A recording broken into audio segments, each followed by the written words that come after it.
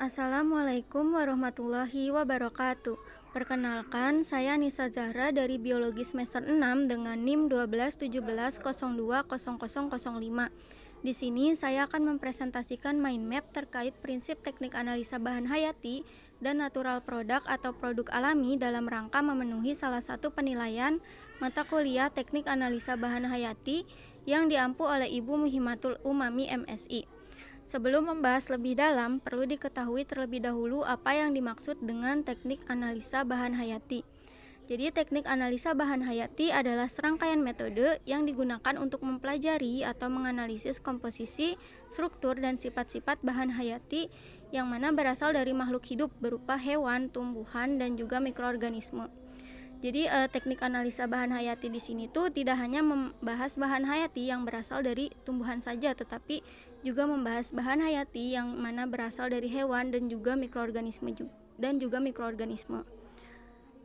Di dalam teknik analisa bahan hayati ini terdapat 4 tahapan isolasi bahan hayati. Yang pertama adalah curiosity, yaitu rasa keingintahuan tentang suatu senyawa yang akan diteliti. Misalnya, apa sih yang membuat vanila memiliki aroma yang sedap? Nah, dari pertanyaan tersebut, kemudian diidentifikasikan senyawa apa yang sebenarnya membuat vanila memiliki aroma yang sedap. Ternyata diketahui bahwa senyawa yang memberi aroma sedap pada vanila itu adalah senyawa vanilin. Nah, kemudian yang kedua, setelah mengetahui senyawa yang akan diteliti tersebut, selanjutnya dilakukan proses ekstraksi untuk memperoleh ekstrak kasar dari bahan alam yang telah ditentukan yang mana mengandung senyawa yang akan diteliti itu. Terdapat beberapa metode yang dapat dilakukan untuk ekstraksi. Yang pertama itu ada ekstraksi cair-cair, di mana ekstraksi senyawa atau campuran yang berupa cairan di dalam pelarut yang juga berupa cairan.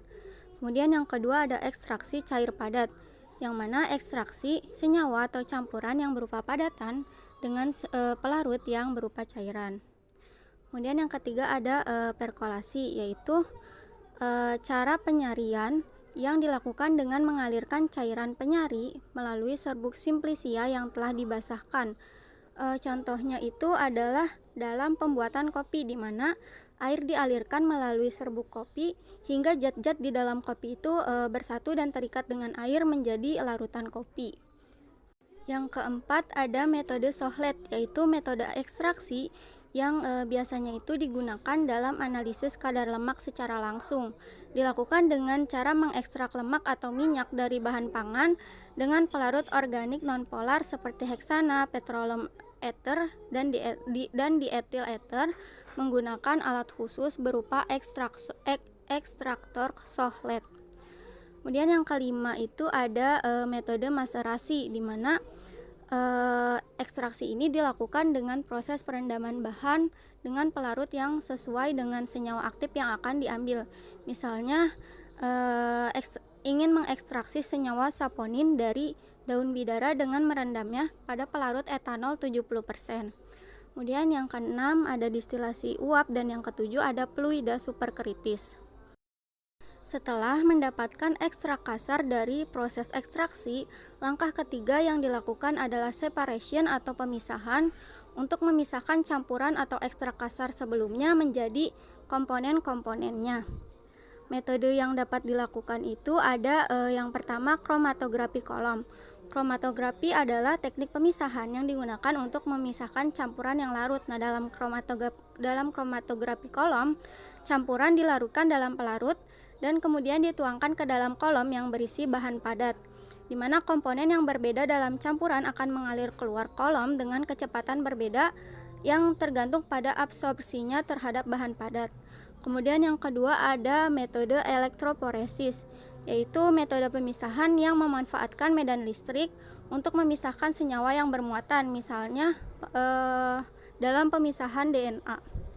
Kemudian yang ketiga ada metode filtrasi, yaitu metode pemisahan campuran heterogen dan partikel padatan oleh media filter, yang mana fluida atau cairannya akan diloloskan, tetapi partikel-partikel padatnya akan ditahan di filter. Kemudian yang terakhir ada metode sentrifugasi, yaitu metode pemisahan dengan memusatkan bahan yang tersuspensi di dalam media cair. Nah, prinsip dari metode ini tuh memanfaatkan gaya sentrifugal untuk memisahkan partikel berdasarkan massa atau beratnya. Selanjutnya akan masuk ke dalam proses yang paling lama dibandingkan dengan ketiga proses sebelumnya, yaitu proses analisis. Proses ini biasanya dilakukan untuk mengetahui struktur dari senyawa, kandungannya, dan juga lain sebagainya. Metode yang dapat dilakukan dalam analisis ini yang pertama ada kromatografi lapis tipis. Misalnya untuk mengetahui kandungan metabolit sekunder dalam ekstrak metanol dapat dilakukan dengan menggunakan metode ini.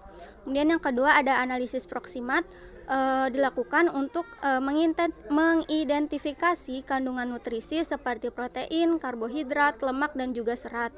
Kemudian yang ketiga ada analisis karotenoid untuk mengetahui kandungan karotenoid dalam suatu dalam suatu bahan. Kemudian ada santoprotein dan juga screening fitokimia. Kemudian bagaimana sih cara atau upaya dalam menemukan produk alami tersebut? Nah, jadi untuk menemukan produk alami dapat dilakukan dengan dua jenis pendekatan, yaitu pendekatan top down dan juga pendekatan bottom up. Pendekatan top down dimulai pada tingkat organisme dengan memanfaatkan gangguan pada tingkat sistem untuk menghasilkan produk alami baru tanpa mengetahui terlebih dahulu gen dan enzim yang terlibat dalam biosintesisnya. Nah, sedangkan pendekatan bottom up dilakukan dengan mengidentifikasi terlebih dahulu kelompok gen yang diinginkan, kemudian memanfaatkannya dalam berbagai teknik manipulasi gen untuk mendorong terjadinya transkripsi, translasi, dan juga sintesis produk alami yang diinginkan. Selanjutnya, apa sih yang dimaksud dengan natural product atau produk alam itu sendiri? Nah, natural product atau produk alam adalah senyawa organik dan anorganik yang berasal dari sumber alam seperti hewan, tumbuhan, dan juga mikroorganisme.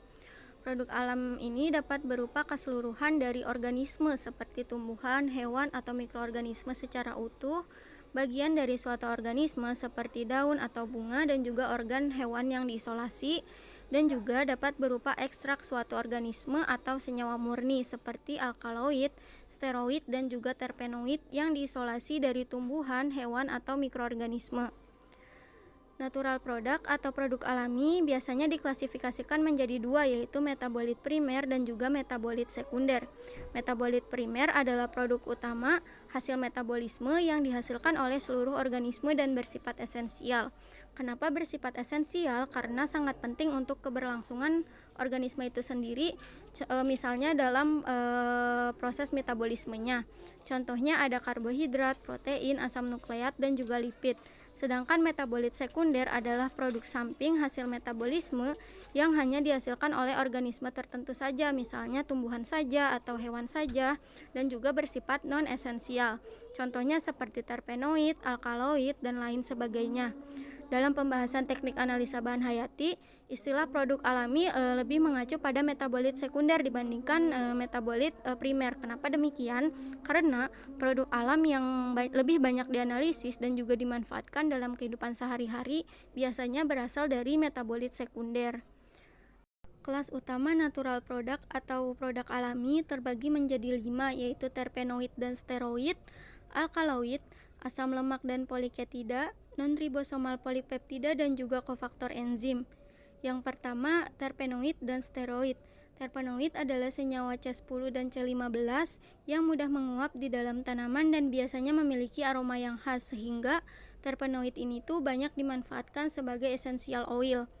Terpenoid berasal dari biosintesis isopentenyl difosfat, sedangkan steroid adalah terpenoid yang dimodifikasi yang dibiosintesis dari triperten dan lanosterol. Yang kedua ada alkaloid, yaitu senyawa yang mengandung gugus amina dasar dalam strukturnya dan berasal dari biosintesis asam amino. Yang ketiga ada asam lemak dan poliketida, yaitu senyawa yang berasal dari biosintesis prekursor asetil CoA dan metil malonil CoA. Contoh produk alami dari asam lemak adalah eicosanoid prostaglandin S1. Yang keempat ada non-ribosomal polipeptida, yaitu senyawa yang mirip peptida yang dibiosintesis dari asam amino oleh kompleks enzim tanpa melalui transkripsi RNA secara langsung. Kemudian yang terakhir ada kofaktor enzim, yaitu senyawa organik yang digunakan untuk membantu kerja enzim. Biasanya kofaktor enzim ini dikelompokkan secara terpisah dari kelas utama natural product. Nah, senyawa-senyawa tersebut kemudian dapat diisolasi dengan tahapan seperti yang telah dijelaskan di awal. Selanjutnya, yang terakhir ada tips dalam isolasi senyawa organik. Dalam isolasi senyawa organik, sampel sebaiknya dikeringkan. Hal ini berguna agar senyawa dalam bahan ekstrak stabil. Nah, untuk metode pengeringannya dapat disesuaikan dengan sifat bahan yang akan diisolasi, bisa dengan menggunakan gas inert di dalam rotovap, vakum dekisator, liofilisasi atau kering beku, dan juga rekristalisasi. Nah, mungkin cukup sekian yang dapat saya sampaikan, kurang lebihnya mohon dimaafkan. Wabillahi taufik wal hidayah. Wassalamualaikum warahmatullahi wabarakatuh.